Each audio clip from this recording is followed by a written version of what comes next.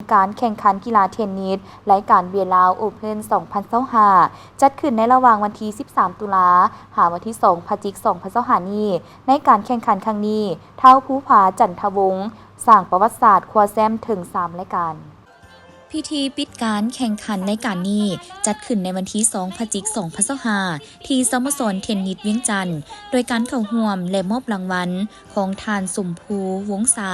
รองประธานคณะกรรมการโอลิมปิกแห่งชาติลาวทานดาววอนพจันทวงศ์ประธานสหพันธ์เทนนิสแห่งชาติลาวทานเฮนริกแอนเดอร์สันผู้อำนวยการใหญ่บริษัทเบียร์ลาวจำกัดและทานกิษณาวงไซประธานบริษัทเบียร์ลาวจำกัดพร้อมด้วยบรรดาคณะนำครูฝึกและนักกีฬาเข้าร่วม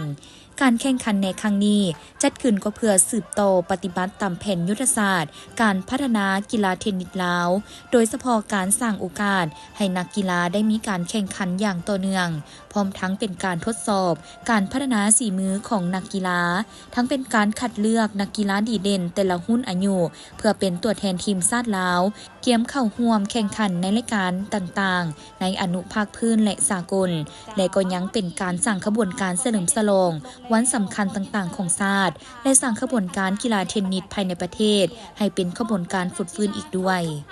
รายการนี้มีการซิ่งขันทั้งหมด14รายการประกอบมีหุ้นเยาวชนอายุระหว่าง5-8 ปีหุ้นเยาวชนอายุบ่เกิน10ปีหุ้นเยาวชนหญิงอายุบ่เกิน12ปีหุ้นเยาวชนชายอายุบ่เกิน12ปีหุ้นเยาวชนอายุระหว่าง14-16 ปีเดี่ยวซ้ายสายกอซิงเกิล A เดี่ยวสายคอซิงเกิล B เดี่ยวสายคอซิงเกิล C คู่สายกอบวกคอดับเบิล A บวก B คู่สายกอบวกคอดับเบิล A บวก B คู่สายคอดับเบิล C คู่ผสมคู่อาวุโสอายุ60 ปีขึ้นไปและคู่ VIP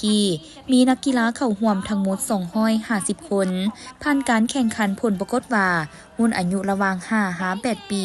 ชนะเลิศเท้าเควา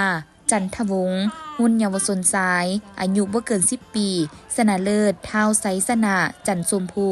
หุ้นเยาวชนหญิงอายุบ่เกิน12ปี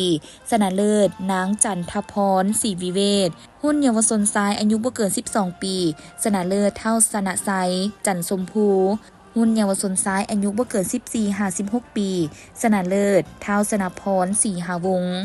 ส่วนประเภทเดียวซ้ายสายก่อชนะเลิศเท้าสถาพรสิมมาละวงเดียวสายคอชนะเลิศเท้าแซมเดียวสายคอชนะเลิศเท้าภูผาจันทวงศ์คู่ซ้ายสายคอชนะเลิศเท้าภูผาจันทวงศ์และเท้าสิริสันติสุขโภคะสมบูรณ์คู่ซ้ายสายก่อบวกคอชนะเลิศเท้าแซมและเท้าภูผาจันทวงศ์คู่ผสมชนะเลิศเท่าเมธและนางวิรันซานาส่วนประเภทคู่อาวุโสชนะเลิศแม่นเท่าซุนฮงและเท่าดงกีและคู่ VIP ชนะเลิศทานมโนทองวงไซและทานพุทธศักดิ์พรหมจักร